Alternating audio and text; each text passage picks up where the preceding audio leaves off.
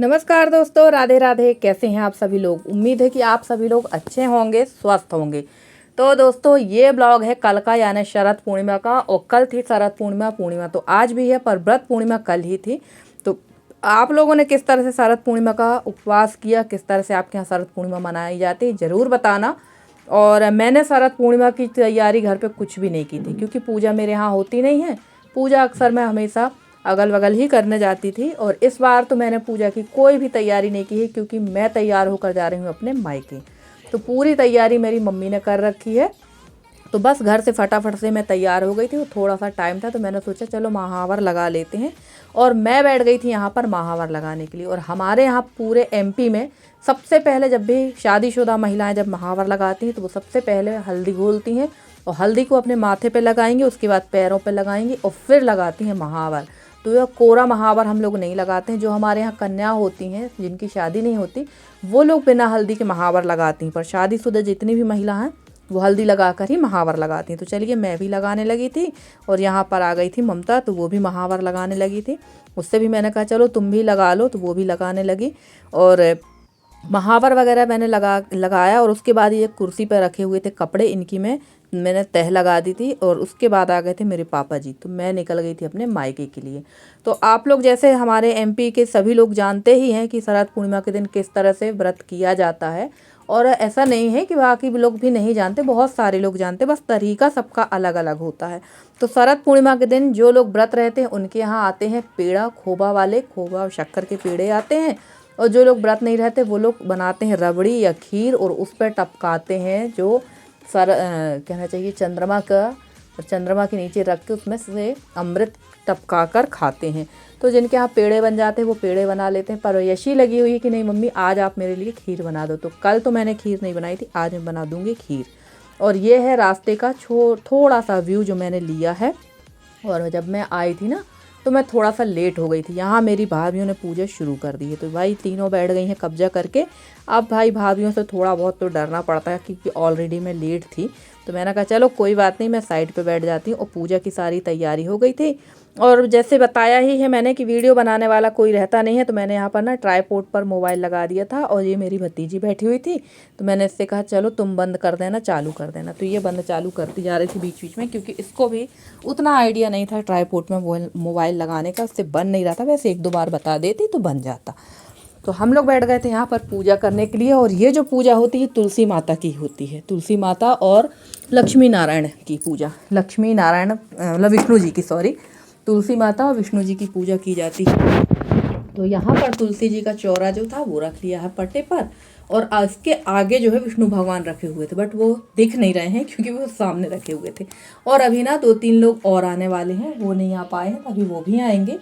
और समय भी हो रहा था, और पूजा लगभग हमारे यहाँ 6 से 7 बजे के बीच में हो जाती है, बल्कि 12 बजे के बाद कभी भी पूजा हो जाती है। और यहाँ पर देखो ये मेरी चाची आ गई हैं, तो अब चाची भी बैठेंगे, अभी बगल वाली चाची आएंगी वो भी बैठेंगी। तो इसी तरह से हम लोग सब लग गए थे। और ना इसमें बनता है 1.25 पाव खोवा और 1.25 पाव शक्कर के 6 पेड़े बनाए जाते हैं। उन 6 पेड़ों में से 6 हिस्से होते हैं, उनको बांटा जाता है। एक हो जाता है खुद का, एक होता है सखी का, एक होता है चलते फिरते ग्वाल वाल का, एक चला जाता है मंदिर में, और एक चला जाता है गर्भवती स्त्री को। और एक पेड़े के 6 हिस्से होते हैं, उसमें से सबको प्रसाद दिया जाता है। तो ऐसे 6 पेड़े बनाए जाते हैं। और वैसे तो एक पेड़ा खाकर ही व्रत रखा जाता है, और एक इसमें से पति का हो जाता है। तो भाई इतनी शक्ति तो नहीं है कि एक पेड़ा खा के रह जाए। वैसे जब मैंने शुरू में व्रत किया था तो मैं एक पेड़ा खाकर ही व्रत करती थी, पर दूसरे दिन बहुत ज़्यादा वीकनेस आती है। काफ़ी सालों तक मैं पेड़ा खाकर ही मैंने व्रत किया, पर अभी से कुछ सालों से मैं फलाहार कर लेती हूँ, क्योंकि कहते हैं जितनी शक्ति उतनी भक्ति। भगवान की भक्ति तो हम पूरे भाव से नहीं कर सकते हैं, क्योंकि हम गृहस्थ आश्रम वाले हैं। अगर हम गृहस्थ आश्रम में ना रहे तो फिर हम लोग उस हिसाब से अपने आप को, अपनी बॉडी को उस हिसाब से ढाल लेते हैं। और का ऐसा नहीं है कि हम कर नहीं सकते, पर अगर हमारे पास गृहस्थ आश्रम में अगर हम ना हो तो बहुत अच्छे से ईश्वर का ध्यान कर सकते हैं, पूजा पाठ विधि विधान से करते हैं। और यहाँ पर होने लगी थी कथा। तो जब 6 इसमें सारी कथा जो होती है वो 6 ही सुनाई जाती हैं। तो मम्मी आ गई थी यहाँ पर कथा सुनाने के लिए। अब आप लोग कहेंगे मम्मी बीच में आई हैं, इसके पहले मम्मी ने पूजा नहीं की। तो मम्मी हर पूर्णिमा को सत्यनारायण की कथा पढ़ती हैं, घर पर ही करती हूँ। तो ये जो पूजा की तैयारी थी मम्मी ने पहले ही कर ली थी, क्योंकि मम्मी ने यहाँ पर सत्यनारायण की कथा की थी और कथा पूजा हो गई थी मम्मी की। उसके बाद मम्मी ने विष्णु जी लक्ष्मी जी की भी पूजा कर ली थी और हम लोग फिर बैठ गए थे यहाँ पर। उसके बाद यहाँ पूजा हमारी संपन्न हो गई। पूजा संपन्न होने के बाद सब लोग एक दूसरे को सुहाग देते हैं, यानी सिंदूर लगाती हैं। पहले हम लोग जो जहाँ पूजा करते हैं वहाँ पर से सुहाग लेते हैं, सिंदूर अपने माथे पर और मांग में लगाते हैं, फिर सब एक दूसरे को लगाते हैं। तो बस ये वही प्रोसेस चल रहा है। इसके बाद वितरण होगा प्रसाद का। तो यहाँ पर सब लोग, हम लोग 8 लोग थे, हम लोग प्रसाद का वितरण करेंगे। और बहुत अच्छा लगता है जब इस तरह से पूजा पाठ होती है ना, जब सब लोग मिलजुल कर पूजा पाठ करते हैं, उसका मज़ा ही कुछ और होता है। और अकेले अकेले पूजा पाठ करने की बात ही कुछ और होती है। तो हम लोग बस यहाँ पर बैठ के इसी तरह से पूजा कर रहे थे। और बहुत सालों के बाद मैं अपने मायके आई हूँ शरद पूर्णिमा की पूजा में। बहुत सालों के बाद इस बार मूड ही बना लिया था कि मम्मी के यहाँ ही जाएंगे। और पेड़े भी मेरे मम्मी ने ही बना लिए थे, इसलिए मैंने उसका कोई ब्लॉग नहीं बनाया। और पेड़े जो अभी मैं आपको पास से दिखा दूंगी, क्योंकि मैंने आपसे पिछले वीडियो में भी कहा था और नए पुराने चैनल पे भी कहा था कि सबसे ज़्यादा दिक्कत मुझे होती है, मेरे पास कोई वीडियो बनाने वाला नहीं रहता कि कोई बहुत अच्छी तरह से मेरा वीडियो शूट कर दे। उस जगह पर, इस जगह पर मैं फेल हूँ। तो यहाँ मेरा जितना भी मोबाइल स्टैंड में बनता है उतना ही बना लेती हूँ। और अभी मैंने आपको पेड़े दिखाए भी, तो कुछ लोग मार्केट से भी बुलवा लेते हैं। मार्केट में दुकानों में बहुत पेड़े मिलते हैं, आज के दिन शरद पूर्णिमा के बहुत पेड़े मिलते हैं। और सच बोलूं, आप रोज के पेड़े खाइएगा खोवा और शक्कर के, उसका टेस्ट अलग होता है। और जो शरद पूर्णिमा के जो पेड़े होते हैं ना, उसका टेस्ट अलग होता है। और किसने किसने इस चीज़ को माइंड किया आप ज़रूर बताना। शायद ये विष्णु भगवान का भोग रहता है, इसलिए इसका टेस्ट ही अलग हो जाता है। तो चलिए, यहाँ हम लोगों का प्रसाद अदल बदल कर रहे थे हम लोग। मैंने अपना पेड़ा यहाँ से ले लिया है और सब लोग यहाँ अदल बदल कर रहे थे। और पूजा हमारी संपन्न हो गई थी। और काफ़ी देर तक जब हमारा कलश जल रहा था तो हम लोग काफ़ी देर तक बैठकर आपस में हम लोगों ने बात भी की। फिर सब लोग चले गए अपने अपने घर और मैं लग गई हूँ यहाँ फलाहार की तैयारी में।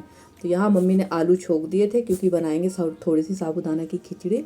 और मुझे घर भी वापस जाना था, क्योंकि घर पे यशी अकेली थी, तो घर भी जल्दी से चलेंगे।